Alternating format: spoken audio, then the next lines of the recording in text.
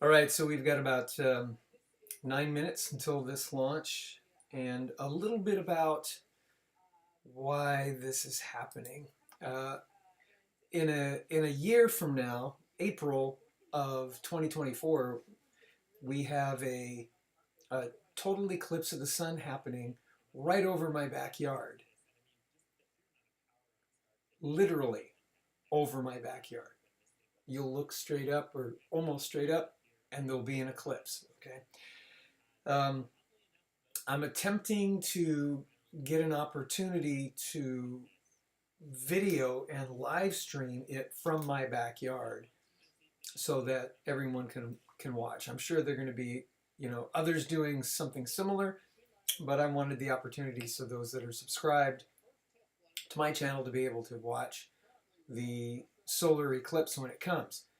This right now is merely a test. The two videos that we got going on. It's kind of simulcasting. I kind of wanted to try an experiment with a little bit of that to see if we could um, do that. So without further ado, just realize I'm just testing something today, but it's an exciting event. This launch is supposed to be the the one of many to get back to the moon before we go to Mars. At least that's the hope with SpaceX. And SpaceX is here in Texas. This is actually down near Boca Chica, or in Boca Chica. That's where the launch is happening, which is a southern kind of tip of Texas for whatever reasons. Let's go to the live audio of one of these clips, and it's probably this one right here. Let's got some audio going. The super heavy first stage with the 33 Raptor engines. Now, a reminder as we continue counting down, if we do need to hold, the point where we hold the clock would be at T-minus 40 seconds. We can pause there. Typically in the past, if we need a little bit more time to finish final checkouts or do some pressurization of the onboard storage tanks, that's where we would hold. But currently, we're not hearing a need to hold, so at 6 minutes, 27 seconds, everything looks good. And of course, Kate Shiva, as we get close, we're going to get into the engine ignition sequence of 33 Raptors, and that's going to be something new for everybody. I cannot wait for that moment. So for those of you that are familiar with how we launch Falcon 9 rockets, you probably know that we light all 9 of those first stage Merlin 1D engines all at once. It's pretty different than what we do, or what we're attempting to do today. We're actually going to be igniting those 33 engines in banks or clusters, and that sequence starts at T-minus 6 seconds. Yeah, and the ignition sequence is a little bit different, both in terms of the timing and also the ignition method. So on Falcon 9, we use a chemical called T-Tab. It's a pyrophoric material, so that means when you mix the two together, it produces a flame that kicks off that green characteristic spark on Falcon 9 missions. But actually on Starship, we use electrical ignition systems. Many of those are integrated on the ground system here. And the electrical ignition, we start lighting the banks at T-minus 6 seconds, and then over the next 4 seconds, the 3 sets of banks will ignite and eventually bring the booster up to a thrust to weight greater than 1 and hopefully ascent. Okay, so if you're watching, leave a comment down below. Use the chat and let me know that you're there. I would greatly appreciate it. Okay, got about 4 minutes. We get into T-minus 5 minutes. We want to remind everyone that success today is anything. Yeah, it looks fun down there. I kind of want to go join them. For today, success is anything that we learn that helps improve the future builds of Starship. If we lift off and clear the pad, we're calling that a win. A great shot of the pad there, a great shot of the quick disconnect on the second stage. You can see the frost line on the booster where that methane is fully topped up. I think we're just coming up on the last few minutes here of propellant fill on the booster. Now that quick disconnect is going to separate away as we actually get into the ignition sequence, but it's providing electrical connections now. and also providing the propellants that we're loading into the vehicle. Yeah. We're just now under 4 minutes until liftoff of the Starship flight test. We've been following along for what honestly seems like days and days now, but really it kind of comes down to years. It has been a long time to get to where we are today. Now, fast forwarding a little bit, we have the opportunity to hold, if necessary, at 40 seconds. And we are able to hold there for about 15 minutes or up to 15 minutes and still be able to lift off. Yeah, and that's a little bit different from Falcon for the propellant sequence on Falcon that we don't have the opportunity to hold. So that's a cool new capability on Starship. Yep. Right now, T-minus 3 minutes, 10 seconds and counting. We got some great views from the drone. It's nice that the fog is slowly lifting. We get some of the blue skies, hopefully good views. What we're waiting for right now is closeout of propellant loading on the first stage. That should be wrapping up here shortly. In fact, it looks like fuel fill and drain valves are coming closed. That means first stage is fully loaded, second stage fully loaded, and that 10 million pounds of propellant on board the Starship launch vehicle. I want to take a quick moment to say that the crowd energy here is electric. I feel like it's Falcon Heavy test demo all over again. And hopefully you'll hear us as we get into the plus count. But right now, next activity is coming up. The flight termination system arms at T-minus 2 minutes. Thrust vector control checkouts at T-minus 2 minutes. And then after that, major activity will be the T-minus 40-second gate. There's a view looking up at the 33 Raptor engines. There are 20 engines in a circle on the outside. And as Shiva said earlier, 13 engines on the center. Those are the ones that gimbal and steer the vehicle.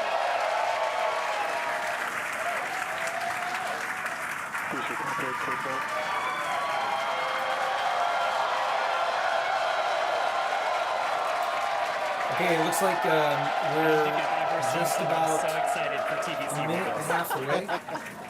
And as you've heard, there could be a 40-second Love this halt view. if These are the something happened. 33 That's what Raptor happened last engines Monday. at the base But of hopefully the super heavy today, booster. this thing will actually I get think off we can the see launch those pad. wiggles now. We'll see. We'll see. We're currently inside 90 seconds. Next major activity, T-minus 40 seconds. That is a gate, a decision point. We're waiting. Possibility the propulsion team may need a few minutes. Flight termination system is armed for flight. We're getting ready for T-minus 1 minute and counting. Note, T-minus 1 minute and counting.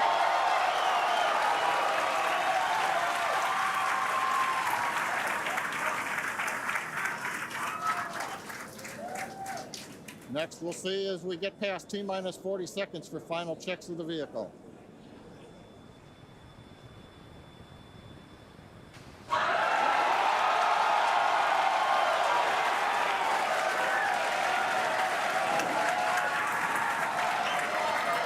Okay, I guess they're go for a launch. The 40-second window. Oh, did they restart stuff? Maybe. Okay, you can see the clock is recycled. Flight director has called a hold. We are recycling. For the moment, we'll see where they move the clock back to. They could hold at T-minus 40 seconds. They could go to an earlier point. Give us a minute to listen into the nets, and we'll see if we can get you more information to share.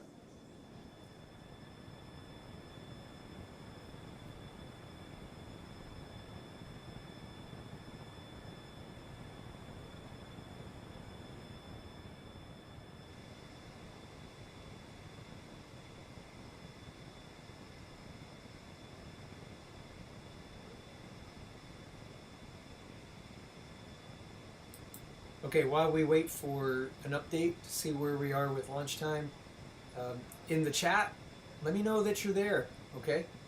And where you're from. Let's see, countdown, hold for final launch checkouts. Yeah, so it looks like they may have had a problem. I guess it's better than blowing up on the pad or up in space. Let's make sure we get this right.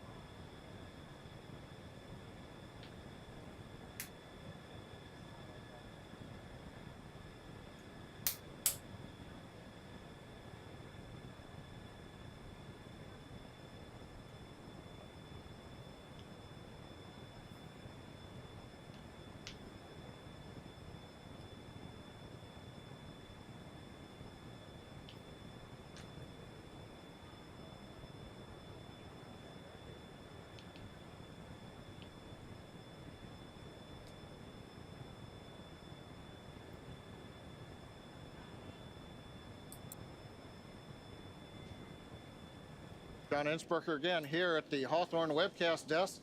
We're holding a T-minus 40 seconds. What we've heard so far is we have a couple of issues we're working. One is the booster tank pressurization. Final pressurization was just a little bit long. That's not unusual. We've held at T-minus 40 seconds before to pressurize. That appears to have been resolved. At the same time on the second stage, they're working some final purging. We should know very shortly if that is cleared and if we'll continue the countdown. Everyone, especially that person, is excited to keep going.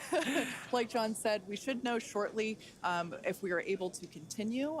But as we mentioned before, we are able to hold up to 15 minutes and still be able to lift off today.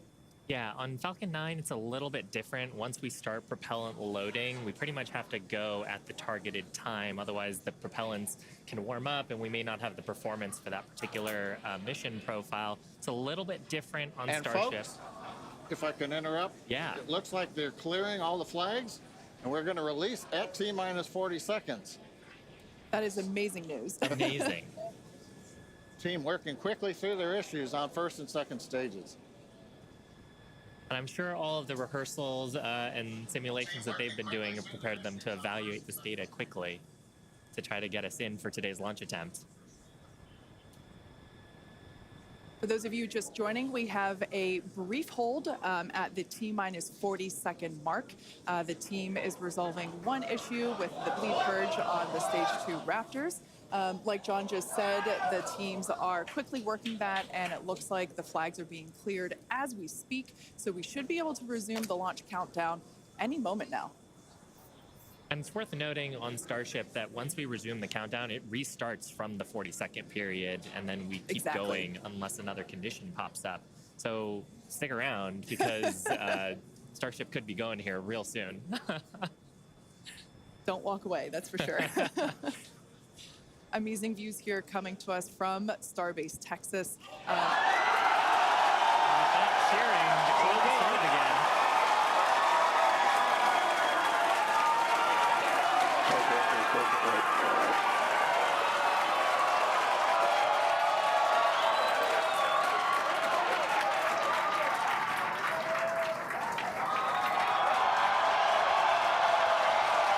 T-minus 15 seconds.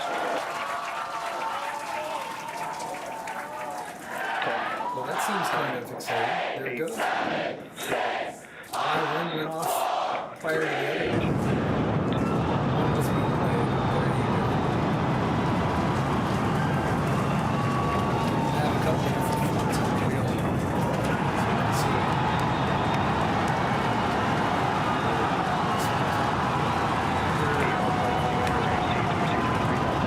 0 post-launch flight operations.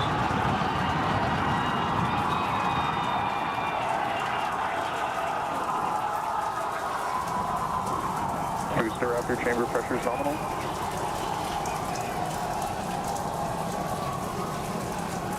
T-plus 33 seconds into the test flight of the inaugural Starship vehicle. Tower cleared, we're into pitch over. Propulsion reports first stage engines nominal.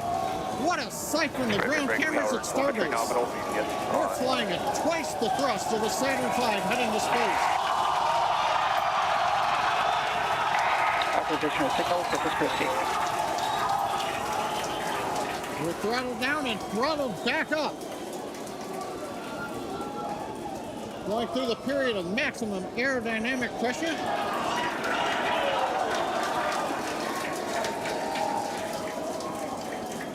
As the velocity increases, the density of the atmosphere is decreasing, Max Q. lessening stress on the vehicle. The call out, max Q now.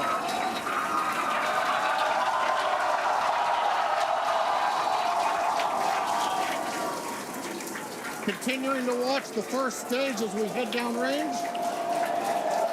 That's actually a pretty good shot. 100 seconds into flight. Our next major activity is going to be Acquisition shutdown signal, of Houston. the first stage. The Houston tracking station now acquiring the vehicle. With shutdown, we will get separation of Starship and Super Heavy and ignition of the Starship engines. When Starship separates, we light up 6 engines in a staggered sequence. And if all goes well, those 6 engines will burn for almost 6.5 minutes. Onboard view from Starship. And there's views of the Raptor engines on the second stage as we prepare for stage separation.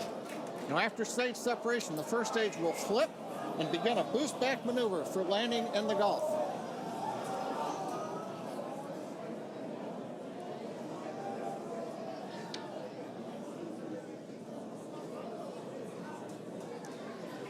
Continuing to fly, 2 minutes 40 seconds. Let's get ready for main engine cutoff. Boost engine cut off. Beginning to flip for stage separation.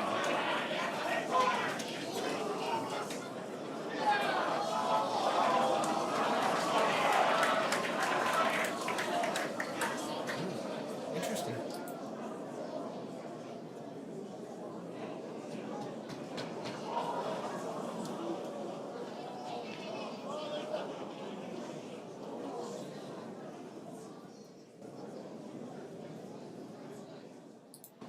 It's interesting that it's doing a bunch of somersaults, huh? As of right now, we are awaiting stage separation, where Starship should separate from the Super Heavy booster. Yeah, Kate, right now it looks like we saw the start of the flip, but obviously we're seeing from the ground cameras the entire Starship stack continuing to rotate. We should have had separation by now. Obviously, this is does not appear to be a nominal situation. Yeah, it does appear to be spinning, but I do want to remind everyone that everything after clearing the tower was icing on the cake. And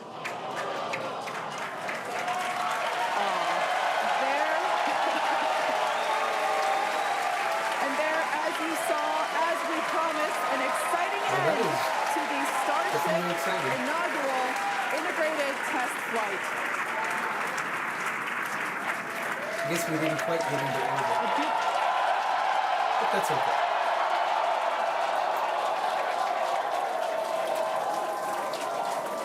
Everyone here absolutely pumped to clear the pad and make it this far into the test flight, the first integrated flight of the booster and the Starship vehicle. Live view there of our control center at Starbase, which we refer to as Star Command. As we said before, obviously we wanted to make it all the way through, but to get this far, honestly, is amazing. Well, if you're just joining us, Starship just experienced what we call a rapid unscheduled disassembly, or a RUD, during ascent. But now this was a development test. This is the first test flight of Starship, and the goal was to gather the data, and as we said, clear the pad and get ready to go again. So you never know exactly what's going to happen, but as we promised, excitement is guaranteed. And Starship gave us a rather spectacular end to what was truly an incredible test thus far. Now, as we mentioned at the start of today's program, any and all the data that we collected during the test is going to help us with further development of Starship, and it's going to improve the vehicle's reliability as SpaceX seeks to make life multiplanetary. It's really worth noting that the flight path was designed to be over water and all the air and sea space. Along with that flight path and those surrounding areas were cleared in advance of the test. And of course, we're going to be coordinating with local authorities for the recovery operations. But honestly, what an exciting morning. Oh my gosh. We had a successful liftoff from Starbase, Texas at 8:28 a.m. Central Time. We cleared the tower, which honestly was our only hope. We cleared the tower, and all the data that we collected all the way through all those Raptor, those 33, although I think we saw that 3 Raptor engines were out, but we got all that data, and we got so far as to hoping to see the Starship, the second stage, separate from the first stage, the Super Heavy booster. And unfortunately, we didn't make that happen, but that's okay. It was the first integrated launch, and honestly, today was amazing. Absolutely incredible day. We made it through a number of those initial test objectives with getting booster ascent, getting all the way through the countdown, working some issues at the end. Like, really fantastic day. Got through the gate at T-minus 40 seconds on the second try. Everything released, the hold downs, the quick disconnect arms, everything moves out of the way. And then we got the vehicle off of the pad, through max Q, all the way up to stage separation, even starting into the prep for stage sep. And then, as we say, a lot of excitement. Yep. Honestly, my face has had a smile on it since liftoff, and now my face hurts. Now, since we don't have any insights on the cause of our rapid unscheduled disassembly at this point, we're going to end our webcast here. Teams will continue to review the data and work toward our next flight test. But before we go, a big congrats to the entire SpaceX team on an exciting first integrated flight test of Starship. And of course, a shout out to our viewers. We appreciate you joining us. And as always, we thank you for your interest in Starship, SpaceX, and your ongoing support.